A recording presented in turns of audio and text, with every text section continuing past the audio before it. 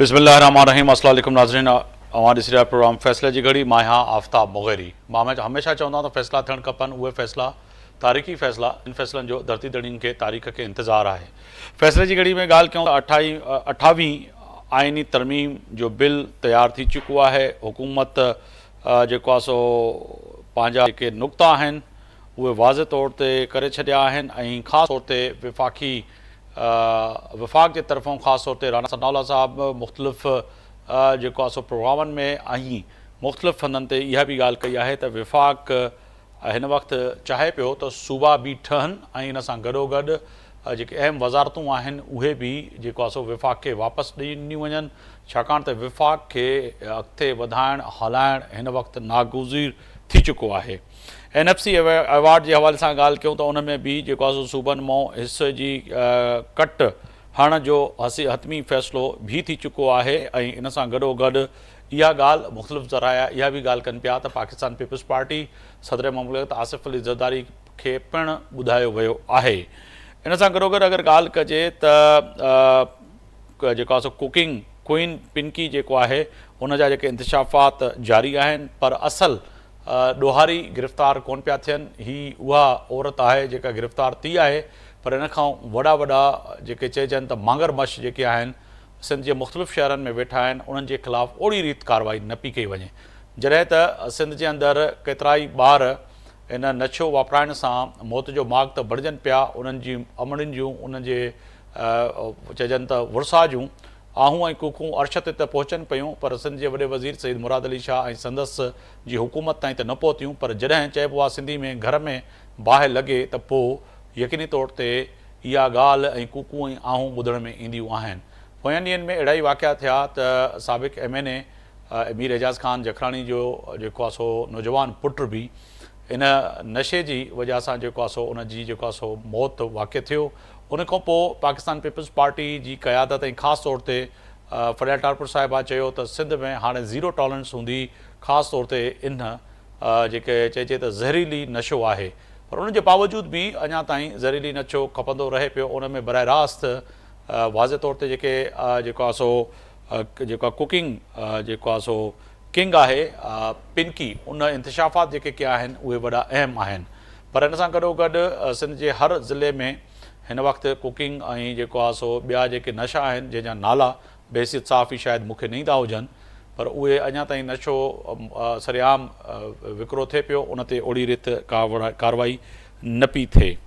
KP हुकूमत ऐं पंजाब हुकूमत ते इल्ज़ाम हणी छॾिया त कणिक जी सप्लाई रोकण जा इल्ज़ाम आहिनि त पंजाब जेको आहे सो जेका कणिक जी सप्लाई आहे उहा बंदि कई आहे ऐं वॾे वज़ीर वाज़े तौर ते जेको आहे सो इहे इल्ज़ाम हया आहिनि। ऐं गवर्नर KP जेको आहे फैसल करीम कुंडी पोयनि ॾींहंनि में कल्ह बल्कि जेको आहे सो जेका मुलाक़ात कई हुई वज़ीर आला सां, उन में वाज़े तौर ते चयो त अगरि पंजाब खां तव्हां राहदारी ऐं परमिशन वठो त सिंध कणिक ॾियण लाइ तयारु आहे। पंजाब हुकूमत जो क़दम ऐं इन सां गॾोगॾु चइजे त वॾे वज़ीर जेका चवे पियो त इहा पंजाब हुकूमत इंतकामी कार्रवायूं करे पई, इहे हिन वक़्तु वॾा अहम सवाल आहिनि। पर हिन वक़्तु सवाल पैदा थो थिए त छा सिंध खे टोड़ण जी ॻाल्हि PMLN जा सिंध जी क़यादत चवे पई त असां टोड़ण न ॾींदासीं, पर विफ़ाक़ी वज़ीर जेके ॻाल्हि कनि पिया उहा वॾी अहम आहे। इन ते अॼु ॻाल्हि ॿोल कंदासीं। मुंहिंजा मोज़िस महिमान राजा अंसारी साहिबु आहिनि, तर्जुमान आहिनि विफ़ाक़ी हुकूमत बराए सिंध, अवांजी वॾी महिरबानी असां सां मौजूदु आहिनि। तर्जुमान पाकिस्तान पीपल्स पार्टी सिंध हुकूमत सुखदेव साहिबु आहिनि असां सां गॾु, अवांजी वॾी महिरबानी। मोहम्मद अकमल साहिबु आहिनि सीनियर तज़िया निगार आहिनि, अवांजी वॾी महिरबानी। शाहनवाज़ जदून साहिबु आहिनि अॻूणा MP आहिनि पाकिस्तान तहरीक इंसाफ़ जा, अवांजी वॾी महिरबानी। चइनी महिमान खे भली कार कंदे 28वीं आइनी तरमीम जो ज़िक्र आहे त पोइ राजा अंसारी साहिबु अवां ॾे ईंदुसि। राजा अंसारी साहिबु, मां पहिरियों ई तव्हांजे जवाब खां इहो यकीनी सां चवां पियो त PMLN सिंध जी क़यादत जो वाज़े चिटे मौक़िफ़ हमेशह हूंदो आहे त जी सिंध खे तक़सीम थियणु न ॾींदासीं। जज़्बाती बयानु यकीननि सिंध जा आहे अवां जो हूंदो, पर इन सां गॾोगॾु पोइ हीअ जेके तव्हांजी पार्टी जी जेका आला क़यादत आहे राना सनाउल्लाह त माना चइजे न त सेकेंड रो वारो सियासतदान आहे, फर्स्ट रो वारो आहे जेको वज़ीर आज़म जो ख़ासो ख़ासि साबिक़ वज़ीर आज़म बानी PMLN नवाज़ शरीफ़, ऐं उहो अगरि चए थो त सिंध खे टोड़ण जी ॻाल्हि करे पियो त सिंध जा 2 सूबा थियणु खपनि, ऐं सूबनि जी ज़रूरत आहे, 28वीं आइनी तरमीम अचण जी ज़रूरत आहे, त पोसड़ चइजे त PMLN किथे हूंदी? जी वॾी महिरबानी मुगरी साहब तव्हांजी। सभ खां पहिरीं त सिर्फ़ु राना सनाउल्लाह साहब न बल्कि इहा सिर्फ़ु सिंध जी क़यादत न बल्कि इहो ख़ुदि मियां मोहम्मद नवाज़ शरीफ़ जेको असांजी पार्टी जो सदर आहे उनजो बि इहो ई मौक़िफ़ आहे त असां सिंध जी वहदत ते कॾहिं बि समझोतो न कंदासीं ऐं सिंध जे माण्हुनि जी मर्ज़ी ऐं मंशा खां बग़ैर को बि फ़ैसिलो सिंध जे बारे में न थींदो। इन जो ताज़ो हाणे जेको मिसाल आहे उहो आहे काउंसिल ऑफ कॉमन इंटरेस्ट में मुस्लिम लीग नून जे 6 मेंबरनि जो सिंध जे माण्हुनि जे मर्ज़ी ऐं मंशा मुताबिक़ वोट करणु, रिज़र्वेशन्स जे बावजूद, सभिनी जी राय जे बावजूद, मोहतरमा मरियम नवाज़ शरीफ़ साहिबा जी जेका राय हुई उहा तव्हां ॿुधी हुई अॻु में बि, पर उन सभिनी शयुनि जे बावजूद पार्टी छा फ़ैसिलो कयो त सभु जा सभु माण्हू वोट कंदा सिंध जे माण्हुनि जे हक़ में, ऐं पोइ तव्हां ॾिठो त उहो फ़ैसिलो थियो ऐं 6 केनालनि खे असां चैप्टर खे क्लोज़ कयोसीं, कंसेंसस सां उनखे जेको आहे उनजी वक़्ती तौर नथी ते करे मोखर, छॾियोसीं। सर लफ़्ज़ इस्तेमालु कयो आहे, वक़्ती तौर ते उनखे मोखर कयो आहे, पर 6 किनालनि सां गॾोगॾु 28वीं आइनी तरमीम में सिंध जे विरहाङे वारी ॻाल्हि, 9 सूबनि जो क़याम, सूबनि खां जेको आहे सो वज़ारतूं वापसि वठणु, NFC अवार्ड में कटौती। अवां चओ पिया त सिर्फ़ु इहो सिंध जो न पर क़ाइद मुस्लिम लीग नून मियां नवाज़ शरीफ़ साहब, शहबाज़ शरीफ़ साहब सॼी क़यादत जो आहे। पोइ राणा सनाउल्लाह साहब ऐं ॿिया जेके अवां जा वज़ीर आहिनि या सीनियर लीडरशिप आहे उहा उन ॻाल्हि खां मौक़िफ़ खां अलॻि आहे? मां हिकिड़ी ॻाल्हि अर्ज़ु करे वञा त जेका राणा सनाउल्लाह साहब ॻाल्हि कई आहे उन में उन्हनि इहे न चयो आहे त असां इहो चाहियूं था, उन्हनि चयो आहे त इहे सभु शयूं डिस्कशन में मौजूदु आहिनि। डिस्कशन जो मतिलबु आहे जॾहिं तव्हां तरमीम करणु वेंदा आहियो त पार्लियामान में मौजूदु पार्टियूं पंहिंजियूं पंहिंजियूं तजवीज़ूं ॾींदियूं आहिनि त इहा तजवीज़ बि शामिल हुजणु घुरिजे। थी सघे थो त MQM पाकिस्तान जे तरफ़ां कुझु तजवीज़ूं आयूं हुजनि त उहा बि लाज़मी ॻाल्हि आहे, उन्हनि खे असां इहो त नथा चई सघूं त असां यकसर मुस्तरिद था कयूं, उहे डिस्कशन में शामिल ज़रूरु हूंदियूं, पर तरमीमूं सिर्फ़ु उहे थींदियूं जिन ते सभिनी जो कंसेंसस हूंदो ऐं 2/3 मेजोरिटी सां उहे ठीकु सभु आहे। शयूं थींदियूं।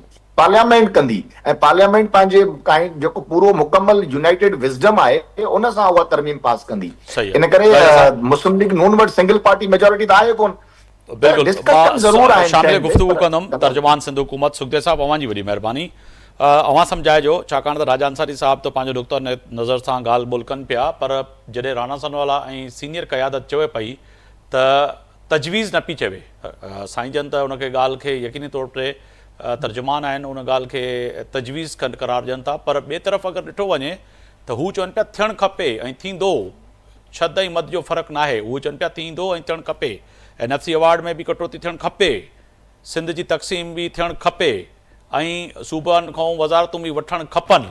हाणे इन्हनि लफ़्ज़नि खे थोरो तव्हां ॿुधाइजो त वाक़ई जेको PMLN जी कुझु वज़ीरनि जी जेका इहा वाज़े तौर ते चिटो मौक़िफ़ आहे, पाकिस्तान पीपल्स पार्टी इतफ़ाक़ करे पई। ॿियो लफ़्ज़ इहो बि त प्रेसिडेंट आसिफ अली ज़रदारी खे खुलियल मैसेज ॾिनो वियो आहे त तव्हां असां खां वक़्तु वरितो 6 कनालनि खां पोइ, पर हाणे वक़्तु ऐं फ़ैसिले जी घड़ी अची वई आहे। महिरबानी तव्हांजी मुगल साहब, तव्हां मूंखे टाइम ॾिनो। मुंहिंजी नज़र मां पीपल्स पार्टी नज़र मां का अहिड़ी शइ न गुज़री आहे जंहिंमें राणा सनाउल्लाह या नून लीग जेकी बि अवार्ड चयो हुजे त जेको आहे सूबे में सेपरेशन थियणु हुजे, का शइ अलबत्ता इहो थियो आहे त NFC जेको फॉर्मूलो आहे उन ते डिस्कशन जे बारे में ॻाल्हि थी आहे, छो त पीपल्स पार्टी मंशूर में बि अगरि तव्हांजे मंशूर इलेक्शन में वियासीं, बिलावल भुट्टो तरमीम खां पोइ जेकी डिविज़न ऑफ पावर थी आहे जेके सूबनि जे हवाले थी पियूं आहिनि, जेके वफ़ाक़ में बि हलनि पियूं, जंहिंजो वफ़ाक़ में हलण जो को मक़सदु या को प्रैक्टिकल तरीक़ो न आहे, जंहिंजे करे वफ़ाक़ी जेको लॻभॻि 100 त इन मसइले खे कीअं हल कजे। ॿियो तव्हांखे ख़बर आहे त लास्ट जॾहिं कुझु महीना पहिरियों ॻाल्हियूं थियूं त हितां प्रपोज़ल्स फ्लोट कया विया त पॉपुलेशन आबादी जो जेको मसइलो आहे ऐं हुन सां गॾु तालीम, इहे ॿई छो त डिवॉल्व थी विया हुया हाणे तरमीम खां पोइ, वफ़ाक़ हुन में तालीम ऐं आबादी इहे ॿ खाता जेके वफ़ाक़ वापसि हवाले कया सूबाबंदी ऐं इहे सभु शयूं जेके पहिरियों वफ़ाक़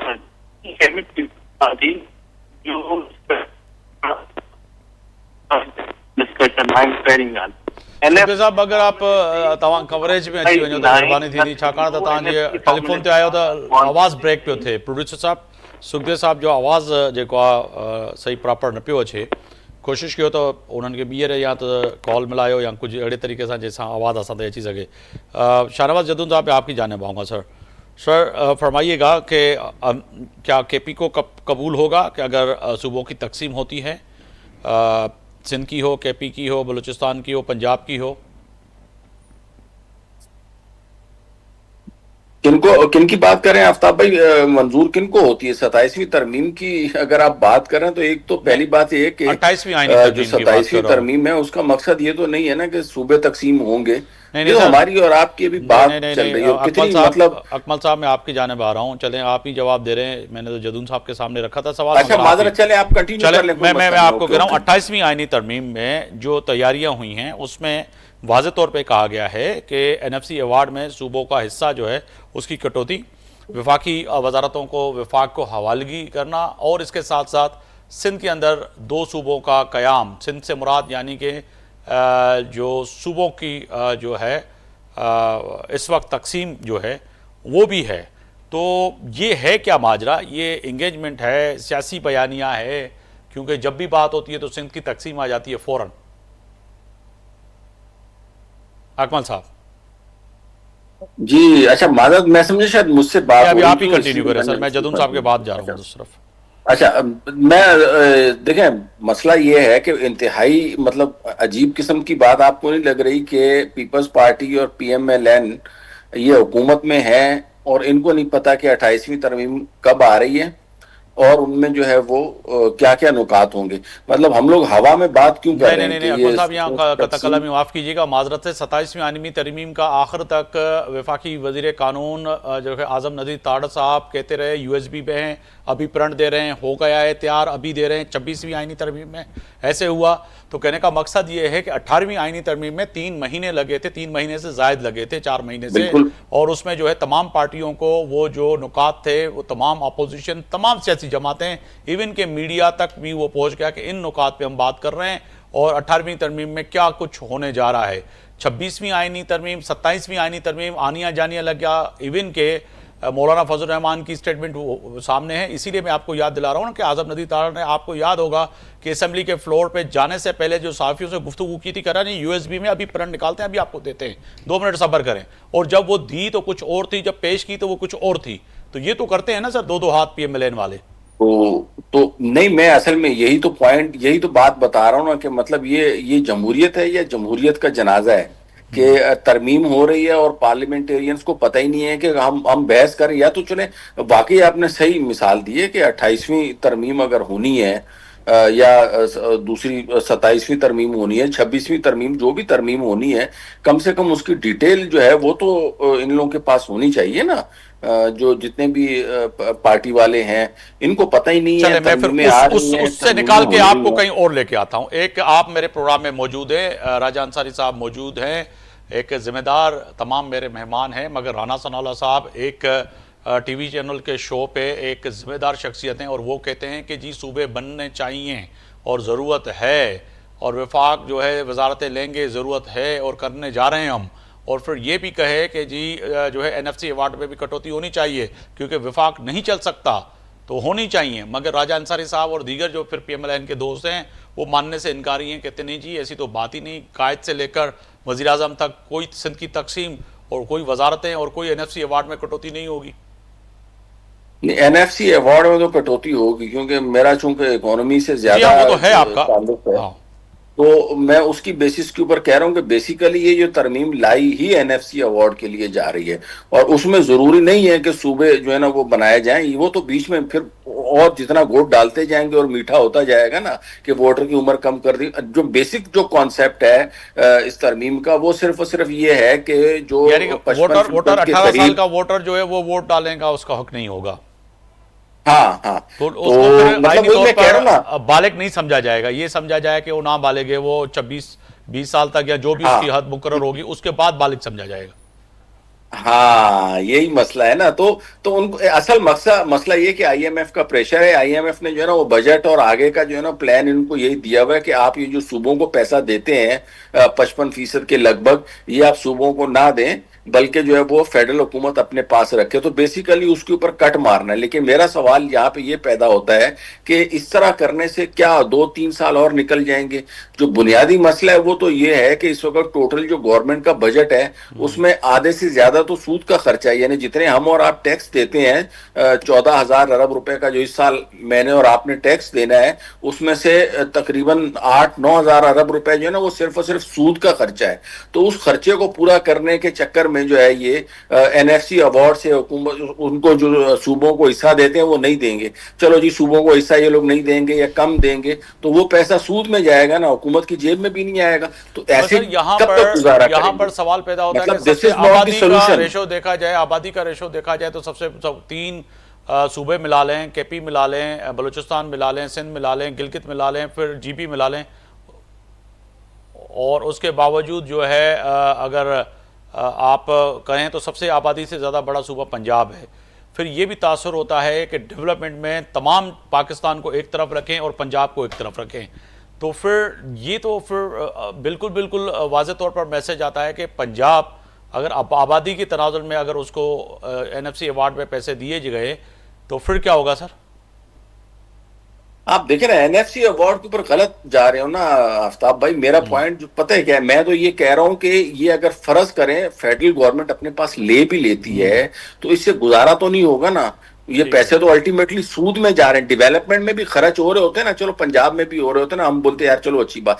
डेवलपमेंट तो एक्सपेंडिचर ही नहीं है ना। हुकूमत का 1,000 अरब रुपए का इस मरतबा डेवलपमेंट बजट था, उसको भी इन लोगों ने कट कर दिया। 300-400 अरब ये लोग पेट्रोलियम में लेके चले गए, वहां की सब्सिडी में। उसके बाद पंजाब में अगर आप समझते हो कि लाहौर पंजाब है तो ठीक है, फिर पंजाब में लग रहे होंगे। लाहौर के अलावा किसी और शहर में अगर लग रहे हो तो आप मुझे बताओ। सर साथ ही पंजाब का इस वक्त जो बुरा हाल है ना, पंजाब सिर्फ लाहौर नहीं है, दीगर भी हिस्से हैं पंजाब के। मगर सुखदेव साहब तव्हां ॾेई आवाज़ आवां ताईं सही पहुचे पियो? जी साईं, तव्हांखे अचे पियो मुंहिंजो आवाज़? सर पोइ ॻाल्हि जेका कयूं पिया, तव्हां पिया चओ त वाक़ई तव्हांखे ख़बर नाहे, इंतिहाई या बिल्कुलु सही ख़बर आहे। छाकाणि त आख़िरी ॾींहं ताईं मां जेका ॻाल्हि कयां पियो मोहम्मद अकमल साहब सां, त वफ़ाक़ी वज़ीर आज़म मज़ीद तारड़ साहब 27वीं आइनी तरमीम में भी इहा ई ॻाल्हि थी त अभी दे रहे हैं और मौलाना फज़ल रहमान ते बिलावल भुट्टो साहब विया, सभु विया, कोशिशूं कयूं, सभु शइ थी, वॾो बहस थियो, ऐं आख़िर में जॾहिं उहा प्रिंट आई त कुझु ॿियो कुझु हुयो, ॿुधायो कुझु ॿियो वियो। त हाणे बि अव्हां सां ईअं कयो पियो वञे, जंहिंखे सिंधी में चइजे न ॿ हथ तव्हां सां कया पिया वञनि, तव्हांखे त ॿुधायो न पियो वञे। पर ॿिए तरफ़ राणा सनाउल्लाह साहब हिकिड़े निजी टीवी चैनल जे प्रोग्राम में वेही चवे पियो त हा 28वीं तरमीम में सूबा एनएफसी अवार्ड ऐं जेको आहे सो वज़ारतूं विफ़ाक़ खे वापसी जी तजवीज़ आहे ऐं असां करणु वञूं पिया। वरी रिपीट कयां, 2 वज़ारतूं अहिड़ियूं आहिनि जिन ते तजवीज़ हले पई, ॻाल्हियूं हलनि पियूं, जंहिंमें हिकिड़ो तालीम जी वज़ारत आहे ऐं ॿियो आबादी जी पॉपुलेशन जी। छो त इहे 2 शयूं डिवॉल्व। सिहत खातो न आहे, सिहत खातो 3 वज़ारतूं, ऐं सिहत खातो, सिहत हेल्थ डिपार्टमेंट, पॉपुलेशन वेलफेयर, उन में हेल्थ बि अची थो वञे पियो, जंहिंमें हिकिड़े आबादी जो खातो आहे, इहो सॼो हिकिड़ो ई खातो उन में अचे थो पॉपुलेशन वेलफेयर में, जंहिंमें फैमिली प्लानिंग, पॉपुलेशन प्लानिंग सभु उन में शयूं अचनि थियूं पियूं आबादी जे हिसाब सां। इन 2 शयुनि ते असांजूं एक्टिवली ॻाल्हियूं हलनि पियूं। गॾोगॾु एनएफसी जे फॉर्मूले ते बि ॻाल्हियूं हलनि पियूं। तव्हांखे शायदि ख़बर इहो आहे अलाए न, एनएफसी जेको आहे उहो रुॻो आबादी जी बुनियाद ते न नंढो वेंदो आहे। एनएफसी में 2-3 ॿिया पॉइंटर्स बि हूंदा आहिनि। बैकवर्डनेस हूंदी आहे, जंहिं मिसाल बलोचिस्तान या खैबर पख्तूनख्वा में बैकवर्डनेस वधीक आहे त उनजो थोरो शहर वधीक थींदो। ऐं आबादी खे अगरि को सुठी नमूने सूबो कंट्रोल करे थो पियो त उनजो थोरो शहर डिफरेंट थींदो। मेजॉरिटी शहर आबादी जे बेसिस ते आहे, इन ते ॻाल्हियूं हलनि पियूं। इन जो कतई को मक़सदु न आहे त को 28वीं तरमीम अचे पई। हीउ सॼो हिकिड़ो शो आहे, छो त हिकिड़ो हाणे बजट पाण जो वफ़ाक़ी उनजो टाइम अची वियो आहे, इन करे हर शइ ॻाल्हि ॿोल्हि शुरू थी आहे त इहे सॼा टॉपिक्स खुलिया आहिनि। मेन पॉइंट शइ इहा आहे, अगरि राणा सनाउल्लाह साहब ॻाल्हि कई उहो हुनजो ज़ाती मौक़िफ़ लॻे पियो। मूंखे काथा बि हुनजो वफ़ाक़ी सरकार वफ़ाक़ी सरकार जो मौक़िफ़ हुजे हा त उहो ऑफिशियली पीपल्स पार्टी खे पार्लियामेंट जे थ्रू इंगेज करनि हा।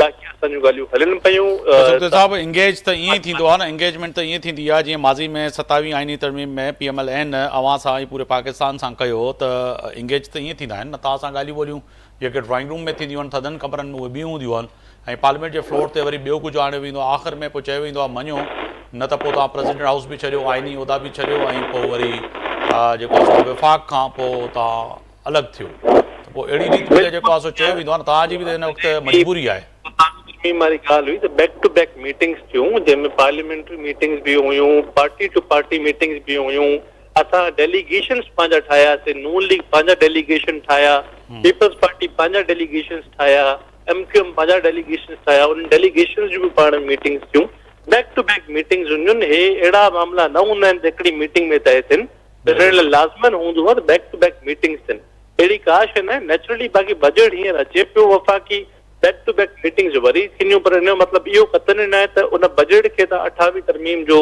रुख ॾियो यादि आहे अव्हांखे त किनालनि ते 6 किनालनि वारे मामले ते बि जॾहिं असां स्टार्ट में ॻाल्हि कईसीं सिंध जे दरिया जे विरहाङे वारी ॻाल्हि पाणी वारी ॻाल्हि उन वक़्तु PMLN समेत अव्हां पीपल्स पार्टी जेके सगारी धुरियूं जेके हिन वक़्तु ऐवाननि में वेठल आहियो उन वक़्तु बि अव्हां इहे ई ॻाल्हियूं कयो पिया मुख़्तलिफ़ दोस्त त न अहिड़ी ॻाल्हि कोन्हे सिंध जे पाणी जी विरहाङे वारी ॻाल्हि आहे ई कान न दरिया आहिनि न किनाल आहिनि एतिरे क़दुरु जो CM सिंध इहा बि ॻाल्हि मुराद अली शाह चैलेंजेबल सां कई त बाबा उते वञी गूगल आहे अॼु दौरु आहे जदीद दौरु आहे तव्हां ॾिसो किथे कमु ई कोन पियो हले आख़िर सिंध जा सहाफ़ी ऐं पंजाब वञी पहुता उहे किनाल उन्हनि ॾेखारिया उहे जेके ठहनि पिया कमु हले पियो ऐं आख़िर वज़ीर आला मरियम नवाज़ साहिबा बि हिन ॻाल्हि खे तस्लीम कयो विफ़ाक़ बि कयो आख़िर उहो वापसि वठिणो पियो सिंध जे माण्हुनि जे प्रेशर ताईं त तव्हां माण्हुनि खे गुमराह करण जो मक़सदु छा आहे हिकु तरफ़ तव्हां ॻाल्हि मञण लाइ तयारु न हूंदा आहियो ॿिए तरफ़ अगरि थी वञे त पोइ चओ था हा हाणे बसि थी आहे त हाणे उहे वीडियोस हुया सिंध में जेको रोड़ी कनाल जी लाइनिंग थिए पई रोड़ी कनाल सां गॾु जेकी नारा कनाल आहे उन जी लाइनिंग थिए पई उन खणी को इहो ॾेखारियो वियो त पंजाब में को नया कनाल था ठहनि पिया इहे वीडियोस हुया उन जी वज़ाहत CM साहब बि करे चुका आहिनि असेंबली जे फ्लोर ते अची करे ऐं का गुमराह करण जी ॻाल्हि न हुई असां पहिरियों बि चयोसीं पाणी मामले ते को कॉम्प्रोमाइज़ न कंदासीं हाणे बि चऊं था पाणी मामले ते को कॉम्प्रोमाइज़ न कंदासीं ऐं सिंध जे विरहाङे वारे ॻाल्हि ते सिंध में अगरि 2 सूबा 28वीं आइनी तरमीम में अगरि इहा ॻाल्हि अचे थी NFC अवार्ड ऐं जेके तव्हां चओ पिया सिंध जे विरहाङे जी मां त किथां ॿुधी कोन्हे इहा ॻाल्हि अच्छा तव्हां न ॿुधी आहे चलो मां तव्हांखे राणा सनौला जा लफ़्ज़ कोट कया मां पियो चओ त उहो राणा सनौला जी हिकिड़ी पंहिंजी ख़्वाहिश थी सघे थी जदून साहब आहिनि असां सां गॾु प्रोड्यूसर साहब अच्छा कोशिशि कयो त उहे अची वञनि अच्छा ॿी ॻाल्हि सर अगरि अवाने ईंदुसि राजा अंसारी साहब वॾे वज़ीर KP जे जेके इल्ज़ाम आयद कया आहिनि ऐं सिंध खां कणिक जी ॻाल्हि जेका ॻाल्हि कजे त वाज़े तौर ते कई हुई असांजे ॾिठो वञे त गवर्नर पंजाब फैसल करीम कुंडी त हिन वक़्तु KP में कणिक जी शॉर्टेज आहे अटो महांगो थी चुको आहे पाकिस्तान जो सूबो आहे ऐं पंजाब राहदारी यानी कि रस्ते ते गुज़रगाह न पियो ॾिए अगरि उहो ॾिए त सिंध कणिक ॾियण लाइ तयारु आहे KP जे गवर्नर चए पियो त इंतकामी कार्रवाई PTI सां त थी सघे थी पर KP जे माण्हुनि सां त नथी थी सघे राजा अंसारी साहब ॾिसो इहो सवाल त मुंहिंजे ख्याल में सिंध गवर्नमेंट खां करणु घुरिजे त उहे वाकई सिंध जे हिसे जी जेका कणिक आहे उहा KP खे ॾियणु चाहिनि था छो जो उते उन्हनि जो गवर्नर वेठो आहे इन करे इहा का ॿी वजह आहे बहरहाल इहा जेका पाबंदी आहे प्रोविंस टू प्रोविंस कणिक जे वञण जो उहा त सभिनी सूबनि जे लाइ आहे उहा सिर्फ़ु KP जे लाइ न आहे ऐं उन में जेकॾहिं सूबे सिंध जेका आहे उहा KP खे जेकॾहिं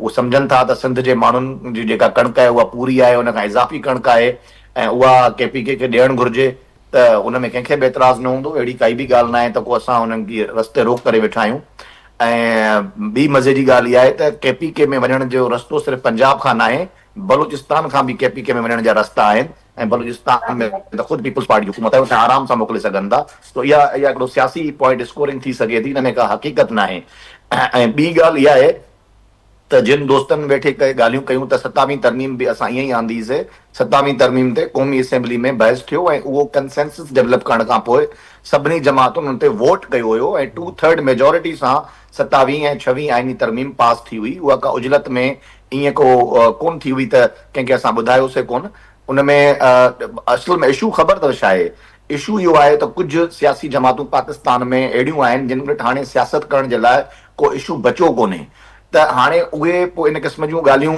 अहिड़े क़िस्म जा सियासत चमकाइनि पिया हक़ीक़त ईअं न आहे मां वाज़े कंदो हलां, ॾिसो 2 मिंट जे तव्हां मूंखे ॾींदो त ॿुधंदड़नि खे सम्झ में अची वेंदी जी ॻाल्हि। जी आइन जो आर्टिकल जेको अमेंडमेंट जो आर्टिकल आहे न, उहो आर्टिकल आहे 238 239, जंहिंमें तरीक़ेकार आहे त अमेंडमेंट्स कीअं थींदियूं। उनजो स्पेसिफिकली सब आर्टिकल आहे 4 239 4, जेको चवे थो त जंहिं बि सूबे में सूबो ॿियो सूबो ठहंदो, यानी जंहिं सूबे जूं टेरिटरीज़ मुतासिर थींदियूं, उहो सूबो 2/3 मेजोरिटी सां बिल पास कंदो, जेको क़ौमी असेंबली बि 2/3 मेजोरिटी सां पास कंदी ऐं सेनेट बि 2/3 मेजोरिटी सां पास कंदी।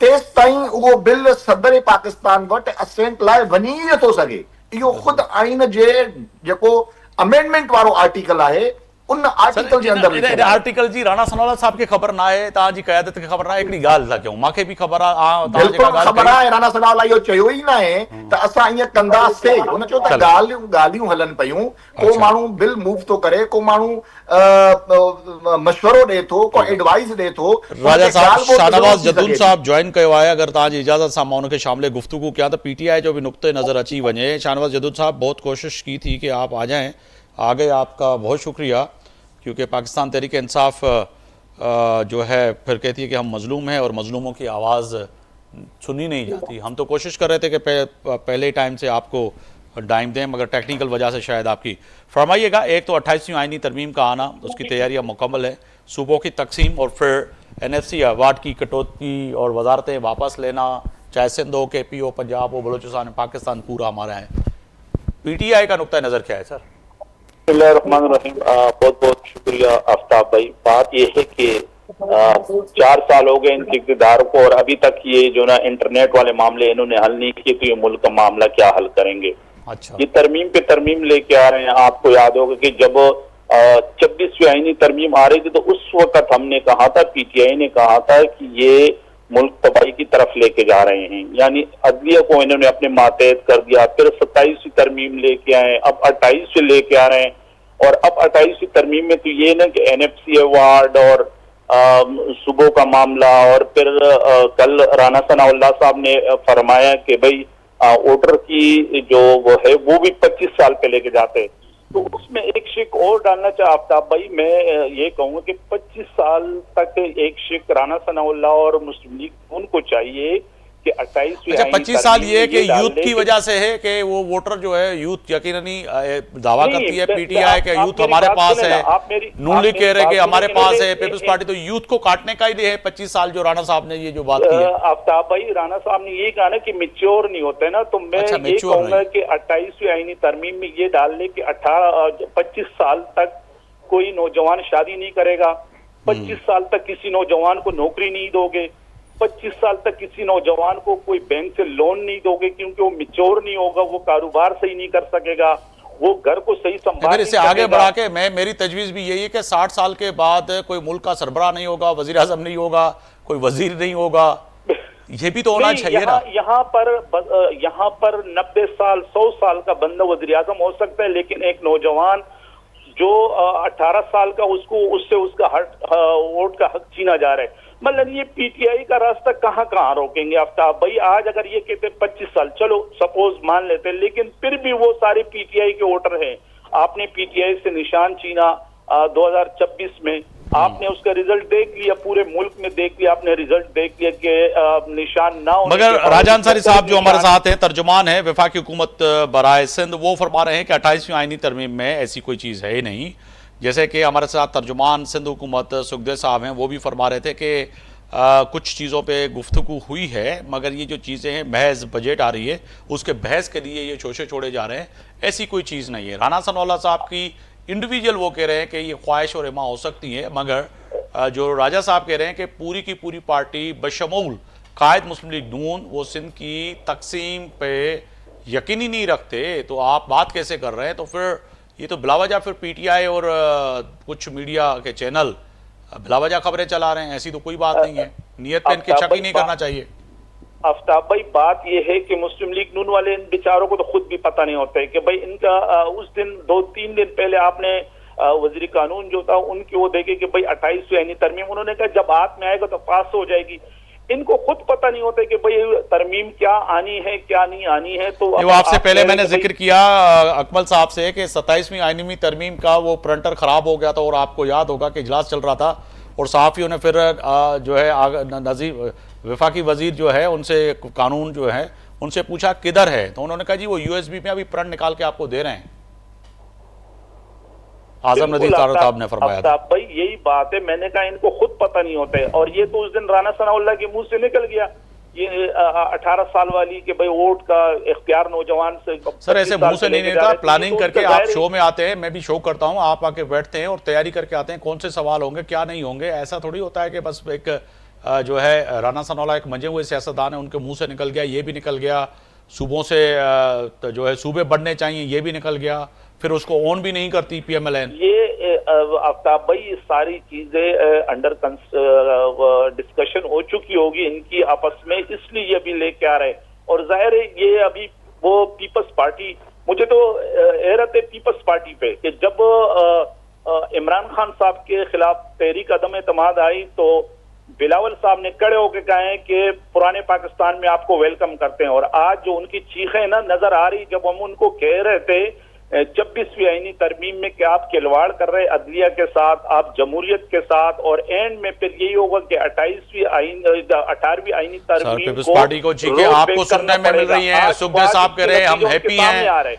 क्यों PTI को आपको उनको चीखें सुनने में आ रही हैं? सुखदेव साहब कह रहे हैं तर्जमान सिंध हुकूमत वो तो हैप्पी हैं, पीपल्स पार्टी पूरी की पूरी खुश है, सदर मुमलिकत एंजॉय कर रहे हैं प्रेसिडेंट हाउस को, गवर्नर फैसल करीम कुंडी जो है गवर्नर हाउस को एंजॉय कर रहे हैं KP में, इसी तरह जो है गवर्नर पंजाब जो है खुद गवर्नर हाउस की एंजॉय कर रहे हैं, और इसी तरह जो है फिर सेनेट और कौमी असेंबली। तो सर आपको क्यों लग रहा है कि ये परेशान है? देखिए बात यह है कि हम ये नहीं कह रहे, हम कह रहे हैं कि पीपल्स पार्टी वाले पुरानी तनख्वाह पे काम करेंगे, क्योंकि उनको पता है कि उनकी वो बाल जो ना उसमें करप्शन में बिगा हुआ है, तो वो तो पुराने तनख्वाह पे काम करेंगे। लेकिन सिंध के अवाम जो सिंध के साथ ये जुल्म करने जा रहे हैं, आप मुझे लग रहा है कि पीपल्स पार्टी जो सिंध की तरक्की आपसे जो है ना सही नहीं जा रही है जदून साहब, आप बस आपसे इस पे मुझे गिला है। कराची से कश्मीर से तक जो है जो सिंध की हेल्थ का निज़ाम है, एजुकेशन का निज़ाम है, बिजली का निज़ाम है, रोडों का निज़ाम है, कराची की सड़कें पेरिस की तरह है, आपसे हजम नहीं हो रही है, बस ये मुझे गिला है आपसे। आफ्ताब भाई बिल्कुल यही आप वो कह रहे हैं कि भाई ये जो इतनी बड़ी तरक्की कर ली यहाँ, जो 18 साल से एक गवर्नमेंट बैठी हुई है, और हमारी बहन शर्मिला फारूकी ने पिछले दिनों कहा था कि कराची पेरिस से भी आगे निकल गया। यानी आपको क्यों नजर नहीं आ रहा सर? शर्मिला फारूकी के ग्लासेस से देखें, मेरे ग्लासेस से देखें। कराची हम तो शुरू से कह रहे हैं कि नहीं जदून साहब ये आपको मेरा जो चश्मा है ये पहनना पड़ेगा, शर्मिला फारूकी साहब का चश्मा पहनना पड़ेगा, गिला है आपसे PTI वालों से। तो आप कराची को पेरिस क्यों नहीं मानते? आप उनसे मंगवा के हमें भी दे देना ताकि हम भी जरा देख ले, वो चश्मे जरा मंगवा के हमें। चले सुखदेव साहब ये क्यों नहीं मान रहे सर? जब आपने कराची को पेरिस बना दिया, एक जो मुमताज मौलाई है उसने गाना भी बना दिया, सिंध गवर्नमेंट तेरा शुक्रिया कि तुमने सिंध को पेरिस बना दिया, याद है सर आपको? बिल्कुल यही तो मैं बोल रहा हूँ कि उनसे एक चश्मा हमारे लिए भी मंगवाएं ताकि हम ये लड़का। मैं बंदोबस्त कर रहा हूँ सर, उसी का बंदोबस्त कर रहा हूँ मैं। तर्जुमान सिंध हुकूमत हमारे साथ है, सुखदेव साहब से मैं चश्मा मंगवा रहा हूँ, आपके TCS करवा रहा हूँ। सर सुखदेव साहब मैं चश्मा दे देता हूँ आपको। 13 साल पहले एहतसाब के नाम पे खैबर पख्तूनख्वा में हुकूमत आई थी और 13 साल से वहीं पर है। वहाँ पे हालात ये हैं कि क्लर्क जो होता है, क्लर्क से छोटे लेवल का बंदा, वो 40 तरफ की करप्शन में मुलव्वस निकलता है। वहाँ पे आप वज़ीर आला चेंज करते हैं कि अपने सरबराह को, रूए रवां को पार्टी के दिल से निकालेंगे,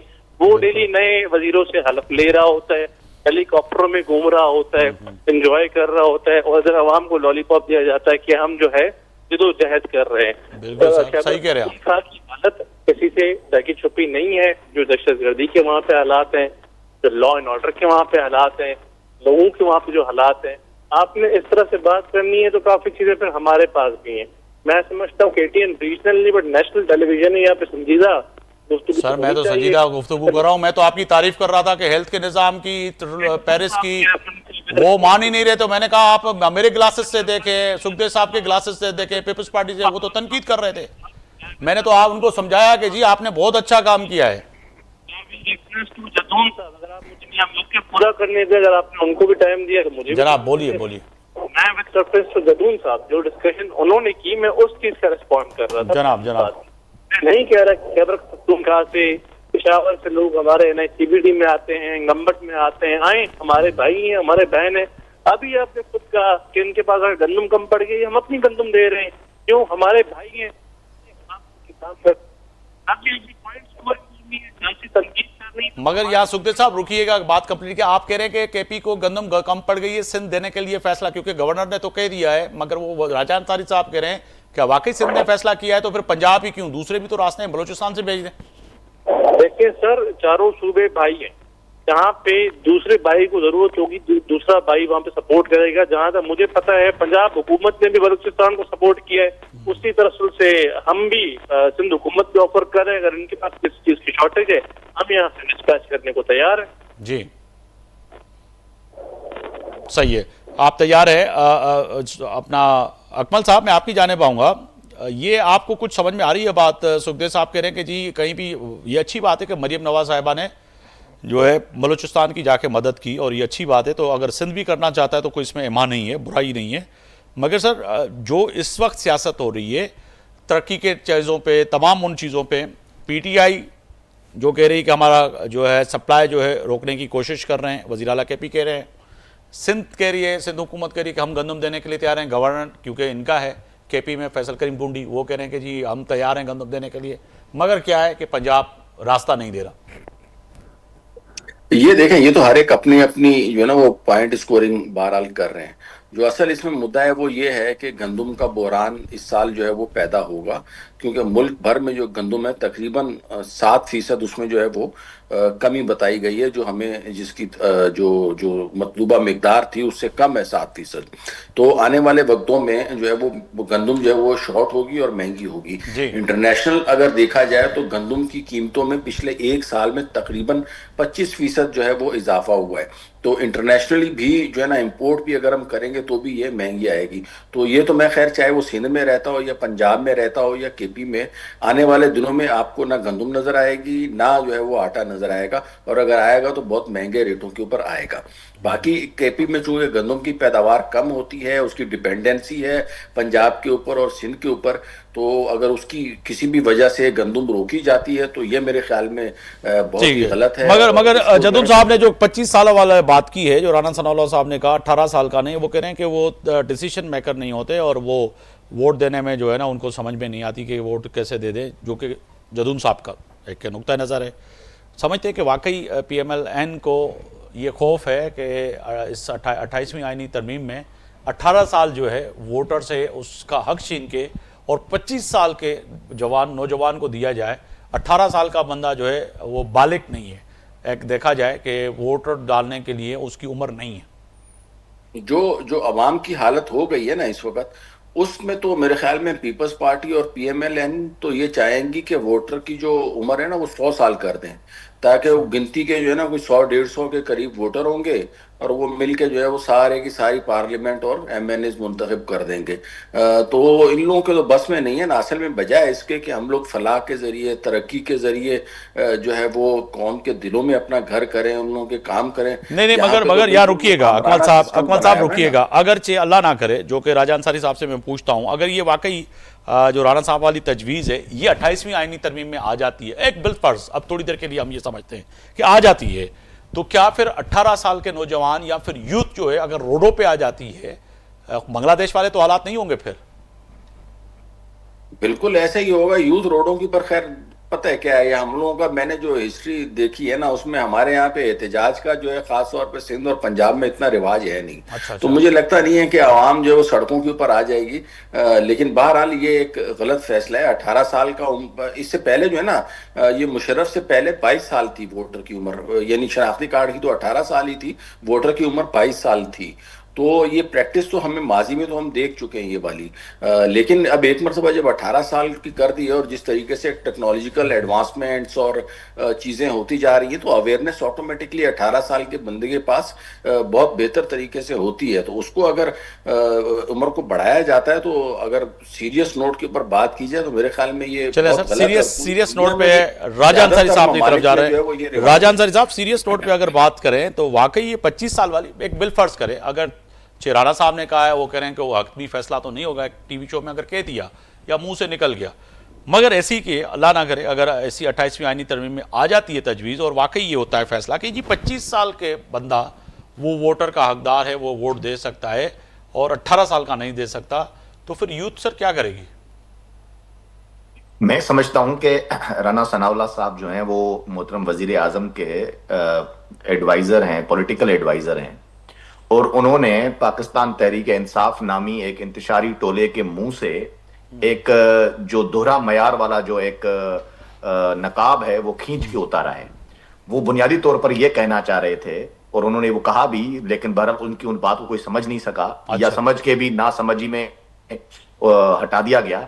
वो कहना चाह रहे हैं कि इलेक्टेबल्स जो हैं, जो इलेक्शन लड़ सकते हैं, उनकी उम्र तो आपने रखी है 25 साल और वोटर की उम्र आपने रखी है 18 साल।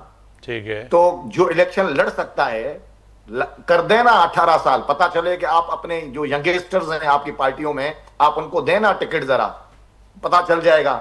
जो आपके जो टिकट होल्डर्स होते हैं वो तो आप सारे 40 के ऊपर के रखे हुए हैं। आपने बात करते हैं आप यूथ की, तो हम तो इनकी जो ये आपके यहाँ भी फार्मूला होगा जो राणा साहब फरमा रहे हैं, ये आपके यहाँ भी फार्मूला होगा कि 18 साल का कोई पीएमएलएन का यूथ विंग का जो है, सिंध का, केपी का, बलूचिस्तान का, अभी भी अच्छा सबसे कम उम्र एमएनएस भी हमारे हैं, सबसे कम उम्र मिनिस्टर भी हमारे हैं, अच्छा अभी भी है, मिसालें मौजूद हैं। लेकिन सबसे कम उम्र वज़ीर पंजाब भी जी। अब आप पर्सनल हिट ना करें, ना देखें, फिर आप तज्जिया निगार ना बने। आपको मशवरा मेरा यही है, नहीं तो कम उम्र है ना, सबसे कम उम्र है, आप पीटीआई ज्वाइन कर लें। आपको खुदा की कसम खा के कहता हूं, आपका तज्जिया सुनकर मैंने पहले भी कहा था, आप पढ़ के, एक तो पढ़ के नहीं आते, फिर दूसरा ऐसे ही तज्जिया निगार पता नहीं किसने आपको बना दिया है।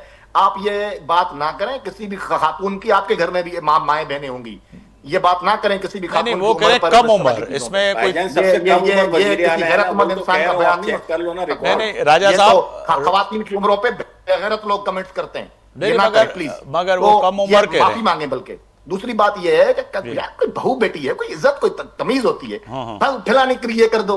ये कोई तुम देखो बैठे हुए हो उसमें गली में बैठे हुए हो, गली के नुक्कड़ पे बैठे हुए हो, आप तज्जिया निगार हो, मगर बात करो।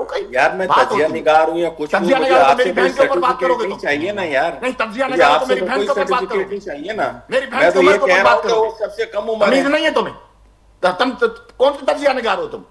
सबसे तुम्हारी बहन कम के ऊपर उम्र मैं बात करूं?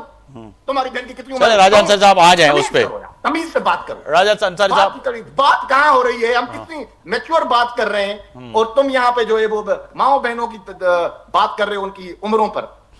तो बात यार एक तो नहीं मेरी बात सुनो ना, पर्सनल लेने की क्या बात है यार? जब मैं कह रहा हूँ फैक्ट है ना, उसमें क्या है? क्या बात है? ये फैक्ट है, फैक्ट है। तुम क्या 25 साल उम्र दुरुस्त होगी? आप कह रहे हैं कि उन्होंने तजवीज दी है कि अगर आना है तो फिर 18 साल पे आ जाए या फिर 25 साल पे आ जाए। राणा साहब ने ये बात की, पॉलिटिकल बात है वो जी, वो एक सियासी बात है। वो ये कहना चाह रहे हैं कि भाई अगर आप वोटर की उम्र रख रहे हो 18 साल, तो फिर जो लोग इलेक्ट हो रहे हैं वहां से, तो जो लोग इलेक्शन लड़ते हैं वो उनको भी हक दिया जाए कि 18 साल जैसे ही हो जाए वो आपके आगे नुमाइंदगी करें। वहां तो आप लोगों की टांगें कांपेंगी, नहीं जी वो वोट कैसे करेगा?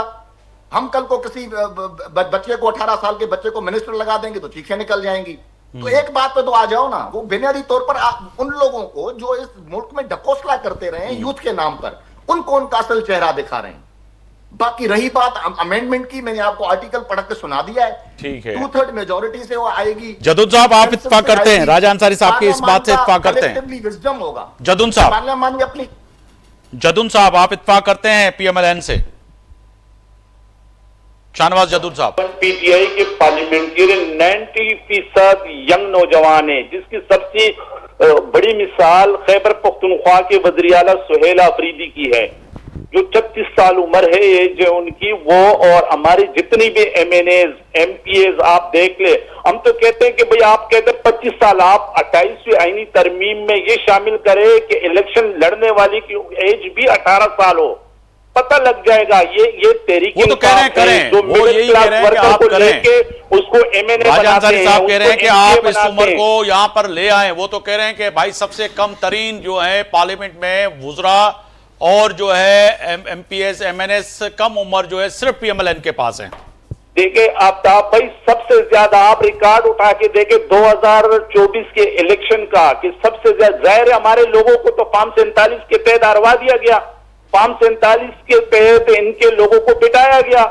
बात यह है कि इस टाइम भी अगर आप खैबर पख्तूनख्वा असेंबली उठा के देखे, आप पंजाब असेंबली उठा के देखे, आप फेडरल में देख ले, सारे तकरीबन 90% तहरीक इंसाफ के यंग नौजवान आपको नजर आएंगे। और अल्हम्दुलिल्लाह में फख्र है अपने कायद इमरान खान साहब पर कि उन्होंने पाकिस्तान के मिडिल क्लास नौजवानों को ऐवानों तक सर, इसी नुक्ते पे मैं आखिरी पाकिस्तान असेंबली। पीपल्स पार्टी से भी ले लूं। पाकिस्तान पीपल्स पार्टी क्या समझती है? सुखदेव साहब, आप भी समझते हैं कि इसमें 28वीं आईनी तरमीम में जो राणा साहब ने बात की है, चलें इसी बात पे हम उसके करते हैं कि 25 साल उम्र होनी चाहिए वोटर की, 18 साल से 25 साल। क्या पाकिस्तान पीपल्स पार्टी भी समझती है कि हाँ जी वाकई 25 साल जो है एक जो है मयार है वोटर की, वो सही है कि उसको वोट का भी पता होगा मैं किसको दे रहा हूं, उसके मकासद क्या होंगे, फायदे क्या होंगे, मुल्क को नुकसान क्या होंगे?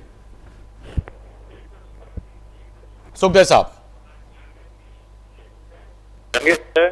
और majority of the country at the moment young लोग हैं। हम नहीं समझते कि इससे कोई ज्यादा फर्क, अगर आप एस्टिमेट बढ़ाते हैं 25वीं मेजॉरिटी ऑफ द कंट्री जो भी जमहूरियतें हैं दुनिया में, उनमें राइट देते हैं वो 18 ही। तो अभी तक हमारे सामने कोई ऐसी चीज नहीं आई, कोई चीज नहीं है। बहुत शुक्रिया तर्जुमान सिंध हुकूमत पाकिस्तान पीपल्स पार्टी, अवां जी वॾी महिरबानी। अवां वक्त कटियो। तर्जुमान विफाकी हुकूमत बराए सिंध राजा अंसारी साहब, अवां जी वॾी महिरबानी। अगूणा रुकन सिंध असेंबली शाहनवाज जदून साहब, पाकिस्तान तहरीक इंसाफ सां जो ताल्लुक़, अवां जी वॾी महिरबानी। मोहम्मद अकमल साहब, तज़िया निगार, अवां जी वॾी महिरबानी। अॼु ॻाल्हि कईसीं पाकिस्तान जी मौजूदा सियासी सूरत हाल, बिलख़ुसूस 28 आइनी तरमीम ऐं इन सां गॾोगॾु NFC अवार्ड ऐं सूबनि खां हक़ ऐं वज़ारतूं वापसि वठण वारो मामिलो जेको आहे उहो वॾो अहम आहे। उन खां पोइ पैदा थींदड़ सूरत हाल, छा इहो तय आहे त 25 साल वारी जेका तजवीज़ आहे विफ़ाक़ जी, इन ते अमल थींदो या न, इहो पंहिंजी जॻह ते वॾो अहम सवाल आहे। सुभाणे ताईं आफ्ताब मोगरी खे इजाज़त ॾींदा। अल्लाह हाफ़िज़।